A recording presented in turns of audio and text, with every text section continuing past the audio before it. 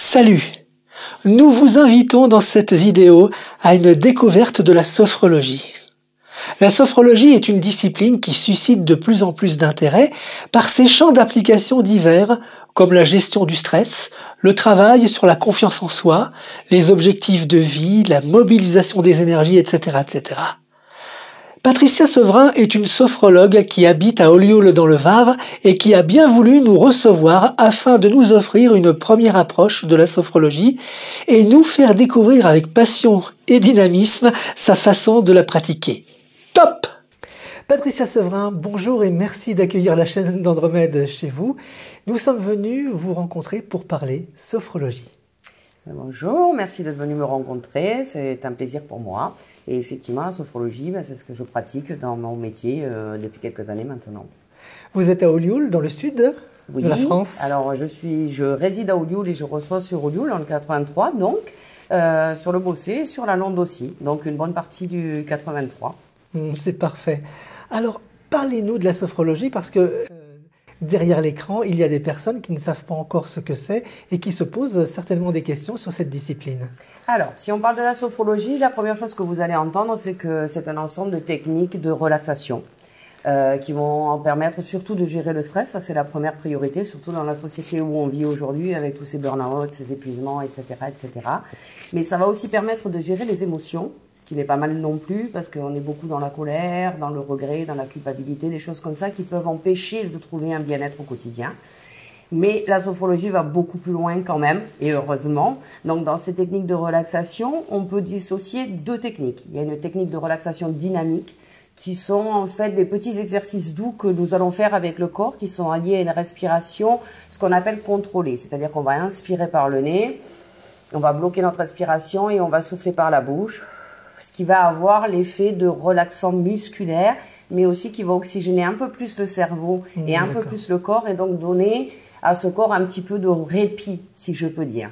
Un petit moment de souffle qui va apaiser et permettre que l'on puisse passer ensuite, après ces petits exercices, à une relaxation statique qui, elle, va être faite donc d'une décontraction musculaire, bien évidemment, mais qui va être avec des suggestions du sophrologue équipée de visualisation mentale positive. Alors qu'elle soit passée, présente, future, une projection sur un avenir meilleur, ou alors passée en reprenant des éléments, par exemple pour la confiance en soi. J'ai envie de dire, on peut très bien avoir une confiance en soi pendant 20 ans. À un moment donné, il y a eu quelque chose qui s'est passé dans notre vie qui a fait qu'on a été déstabilisé et que cette confiance en soi, on l'a perdue. Alors on peut revenir à ces moments de jeunesse où on avait vraiment confiance en soi et on va à ce moment-là réactiver toutes ces sensations de confiance pour pouvoir les ramener à aujourd'hui et retrouver sa confiance. Comme inversement, on peut ne jamais avoir confiance en soi, avoir eu confiance en soi et se projeter sur des choses futures où là, effectivement, on va se sentir capable et on va avoir confiance pour un nouveau projet, pour l'arrivée d'un bébé, pour plein de choses comme ça qui peuvent être importantes dans la vie. Donc la sophrologie, c'est aussi de la préparation mentale. Je pense, quand je parle d'un bébé par exemple, maintenant c'est dans les cliniques et les hôpitaux, bien souvent on propose aux futures mamans une préparation à l'accouchement. Donc avec ces visualisations que tout se passe bien, de gérer son stress, ses émotions pour arriver sereine le jour J et pour arriver justement à cette respiration apaisée qui va permettre de mieux supporter les contractions et de mieux accueillir cet enfant dans la joie et le bien-être si je peux dire. C'est la préparation mentale, mais ça va être aussi beaucoup un accompagnement médical. Je dis bien accompagnement parce qu'on reste très positionné sur quelque chose qui peut être complémentaire à une médicamentation. Évidemment, on ne remplace pas les médecins, on est bien d'accord, on n'est pas là pour les remplacer du tout, on est là pour les aider et les accompagner. Moi, je suis beaucoup dans la pluridisciplinarité, c'est-à-dire partager avec d'autres confrères, que ce soit un médecin, un ostéopathe, un chiropracteur, une personne qui va être dans le toucher, donc le massage corporel, etc., avec les bienfaits que ça peut accompagner. Dans les maladies qui sont un peu difficilement gérables aujourd'hui, le cancer, moi j'accompagne beaucoup de personnes qui ont des cancers qui sont lourds.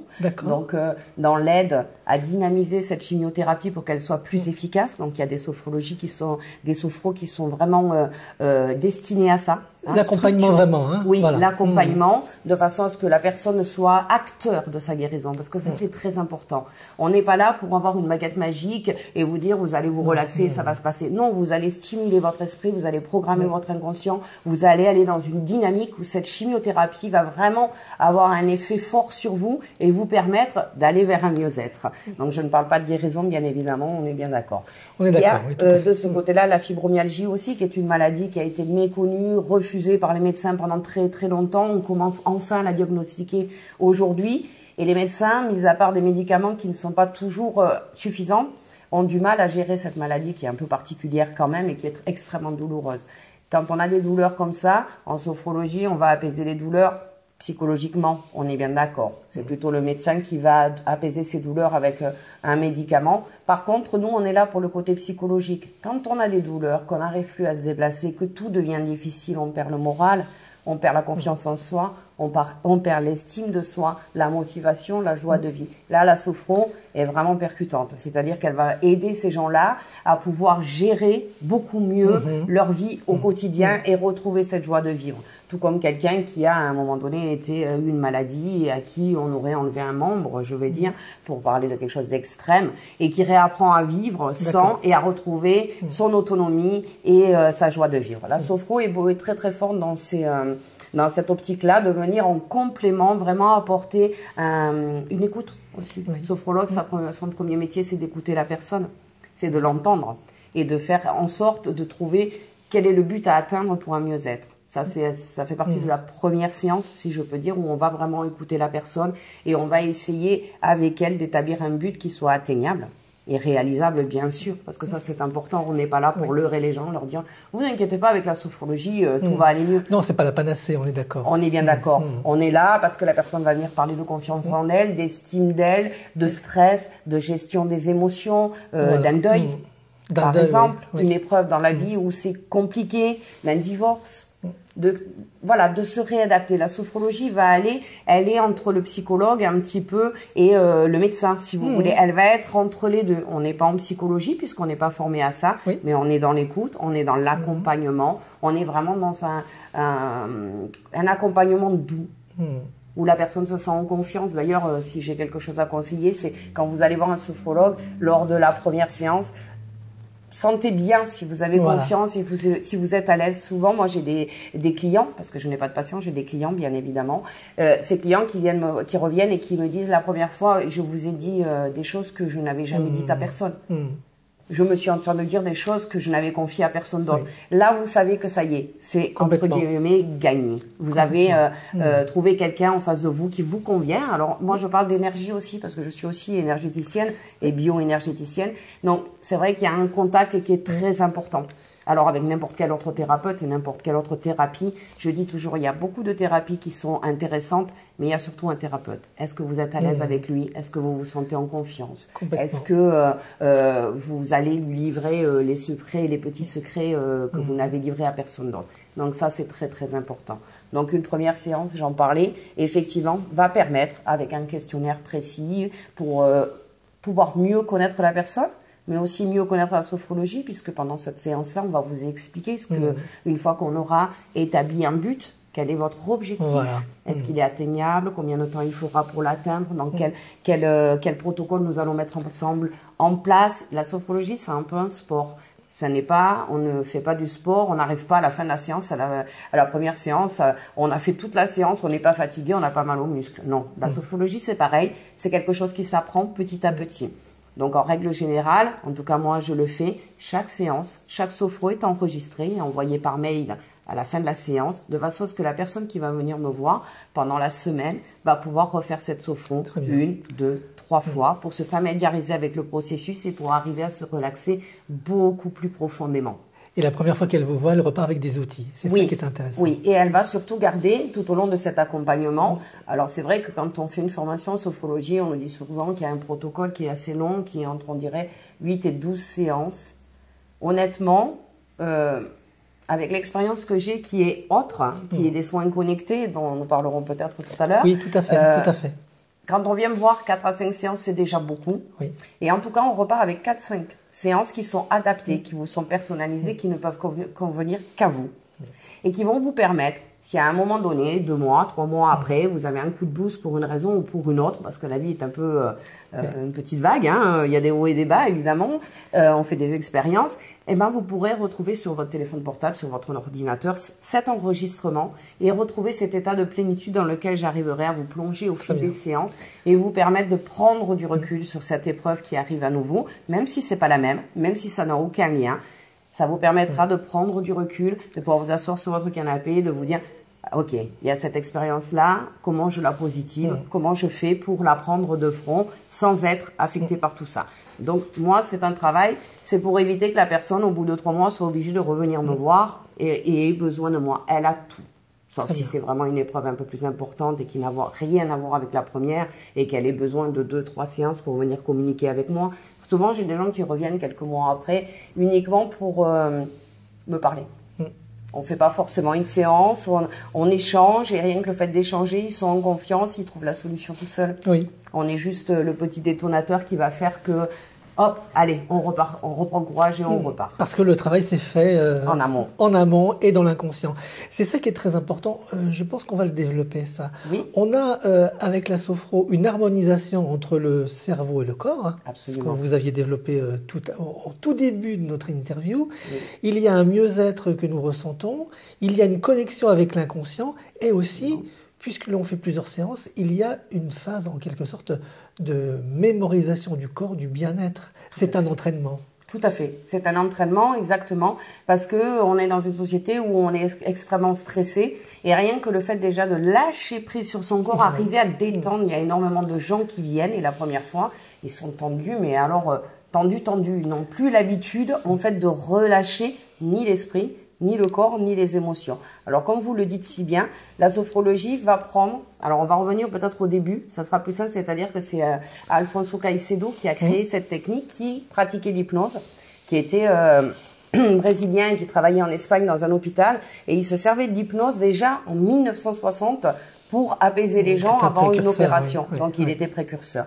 Mais à un moment donné, sans pouvoir mettre l'hypnose de côté, parce que je la pratique aussi, donc je ne vais pas juger quoi que ce soit. C'est complémentaire. Hein. Voilà, c'est complémentaire. Et s'est rendu compte que l'hypnose allait chercher la problématique, qu'elle réglait la problématique, et qu'on laissait repartir le client comme ça, avec ses problèmes de tension physique, et émotionnelle et mentale. Donc on réglait cette problématique, mais on n'allait pas plus loin pour l'envelopper. La sophrologie est très enveloppante.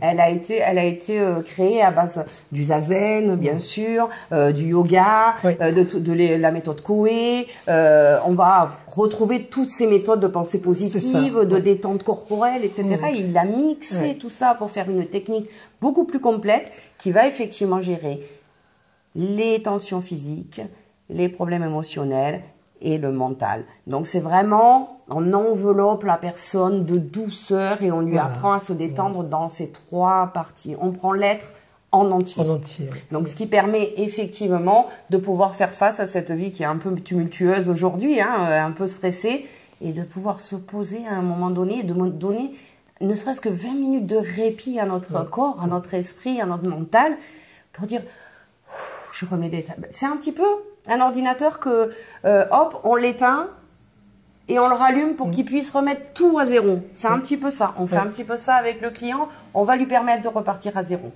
Voilà. Donc, effectivement, ça a été déjà créé en 1960 et donc il y a des écoles de sophrologie. Il faut savoir quand même que la sophrologie est reconnue aujourd'hui par le domaine médical, tout simplement parce que dans sa première sortie, on va dire dans le premier jet de sophrologie, ce n'était que les médecins qui pratiquaient la sophrologie. Tout à fait. Et puis, on s'est rendu compte au fil des années que les médecins n'avaient pas forcément cet engouement, ils n'avaient pas forcément le temps de garder leurs patients 1 heure, de prendre ce temps-là pour la personne, etc. Donc, on a glissé et on est allé sur le domaine médical, les infirmières, les sages-femmes, etc., etc. Et puis, petit à petit, Caicedo s'est rendu compte qu'effectivement, on pouvait l'élargir à plein de personnes parce que les thérapeutes d'aujourd'hui pouvaient avoir ça. Et ça rentre aujourd'hui, la sophrologie, dans le monde du travail.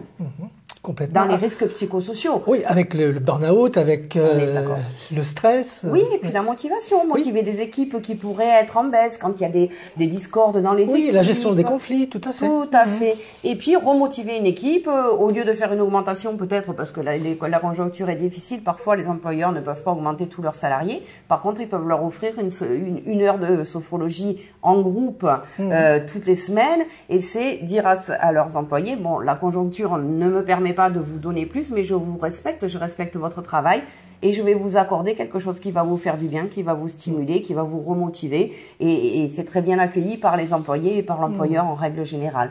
Voilà, donc c'est vrai que la sophrologie s'est inscrite quand même dans les hôpitaux, dans les cliniques, elle s'est inscrite dans le monde du travail aussi, c'est quelque chose qui est reconnu médicalement parlant et qui aujourd'hui prend toute son ampleur. D'ailleurs, il y a de plus en plus d'écoles de sophrologie, alors tout avec leurs petites particularités différentes, sûr, on est bien d'accord. Et moi, j'ai encore ma particularité encore différente parce que j'ai un passé effectivement de soins que je faisais, qui étaient plutôt des soins connectés, qui m'étaient inspirés, que je créais moi-même et qui se retrouvent beaucoup dans la sophrologie. La sophrologie m'a permis de les développer encore un petit peu plus parce qu'il y a des techniques qui sont vraiment très efficaces, il faut le reconnaître. Et justement, Patricia Sevrin, vous me disiez tout à l'heure, avant que nous démarrions la vidéo, que vous ajoutiez à la sophrologie des techniques que vous aviez justement expérimentées pour enrichir votre travail. Absolument, c'est-à-dire que par exemple, quand on va commencer sur un protocole de sophrologie, on va gérer le stress, etc. Moi, tout avant, la première séance, on va discuter et on va aller chercher dans ce que j'appelle une sophro-hypnose. On va aller régresser dans sa vie pour aller interroger notre inconscient de façon subtile, puisqu'on va se retrouver dans un état de conscience modifié où nous amène l'hypnose comme la sophrologie d'ailleurs. Et on va aller demander à cet inconscient pourquoi on a cette problématique. Par exemple, pourquoi on a perdu cette confiance en soi. Parfois, des gens me disent, mais je comprends pas, quand j'avais 30 ans, j'avais confiance en moi, aujourd'hui j'en ai 50 et au fil des années, ça s'est égrené, je ne sais pas. Parce qu'il y a certains petits traumatismes qu'on a eu dans la vie et prise par le stress, par le mouvement de la vie, etc., on n'y a pas porté attention. On a laissé ça s'accumuler, on l'a caché quelque part dans notre inconscient. À un moment donné, notre inconscient nous dit, attention, si tu veux avancer, il faut régler ça d'abord. Donc, cette première séance va permettre de prendre conscience. Ça, c'est important puisque la sophrologie, c'est la prise de conscience. C'est la science de la prise de conscience, la sophrologie. Donc, il faut tenir compte de ça, c'est très important. Et d'ailleurs, dans toutes les sophros, vous aurez prenez conscience de quelque chose. Et donc, on va prendre conscience de ce qui a été le détonateur de cette perte de confiance, par exemple, ou de cette perte de sommeil. Dans le sommeil, parfois, en 1, 2, 3 séances, on retrouve un sommeil qu'on a perdu il y a 20 ans. Alors, ma première séance, ça n'est pas de la sophro, c'est quelque chose qui m'a été inspiré à moi et que j'ai trouvé très efficace puisque je l'ai testé sur moi et sur les gens autour de moi avant, bien sûr, de le proposer à mes clients.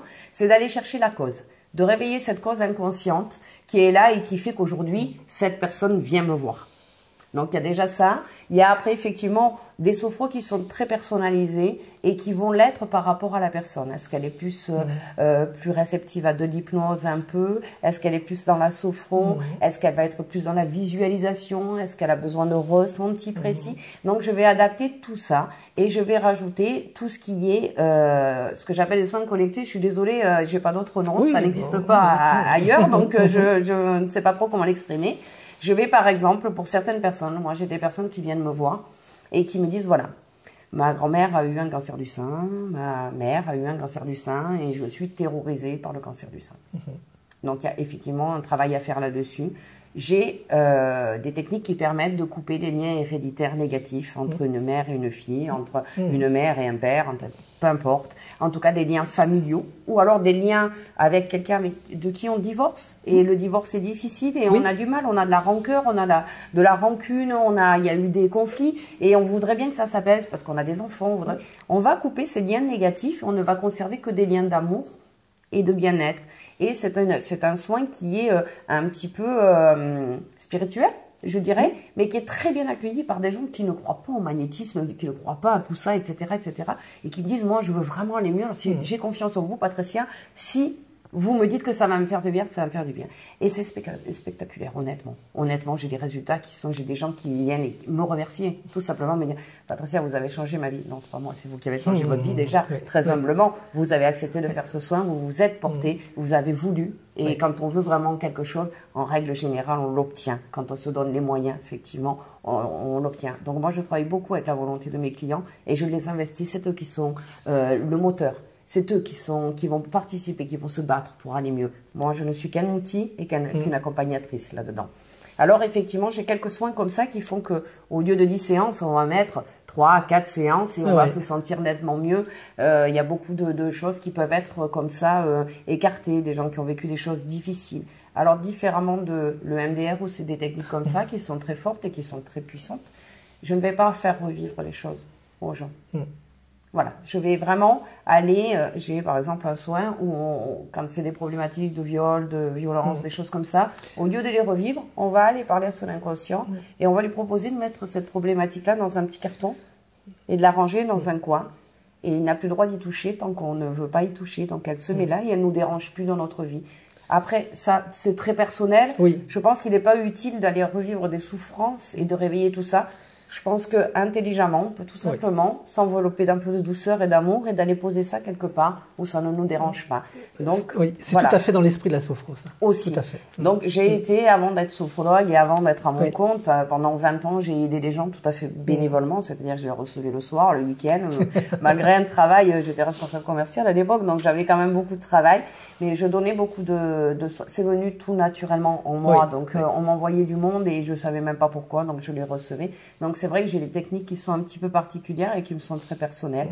Et je pense que les gens qui me rencontrent et qui doivent me rencontrer, me rencontrent et que j'attire peut-être pas tout le monde justement parce que pas tout à fait traditionnel par rapport à tout ça. Mais pour en revenir à la sophrologie, ça va effectivement beaucoup plus loin qu'une technique de relaxation. On est bien d'accord. Il y a vraiment une thérapie brève derrière la sophrologie. Il y a une douceur, il y a un accompagnement qui est sérieux et on va pouvoir sortir de problématiques dans lesquelles on est parfois embourbé depuis quelques années et qui nous empêchent de retrouver. Le but étant toujours le même, retrouver un bien-être au quotidien. Tout à fait. Voilà, et enlever une paire de lunettes qui comportent des filtres qui nous empêchent de voir la réalité. On est tout à fait d'accord, voilà. Tout à fait, prendre conscience avec, en pleine conscience, j'ai envie de dire, de ce que l'on a dans notre vie, des capacités et des compétences qu'on a, et on peut comme ça développer son potentiel et faire face à la vie de façon totalement différente. Et se déconnecter de l'émotionnel qui nous empêche de voir. Cet émotionnel qui est souvent, bien souvent dans notre société, la cause de nombreux troubles. Et de maladies d'ailleurs. Je pense que ce sera notre conclusion de la fin. Je vous remercie infiniment, Patricia Sevrin, de nous avoir fait découvrir cette belle sophrologie. Eh bien, merci à vous, surtout de vous être déplacé, d'être venu me rencontrer. Merci à tous ceux qui nous écouteront. Voilà, et je pense qu'ils seront nombreux. Merci infiniment. Merci à vous. Merci. Au revoir. Au revoir.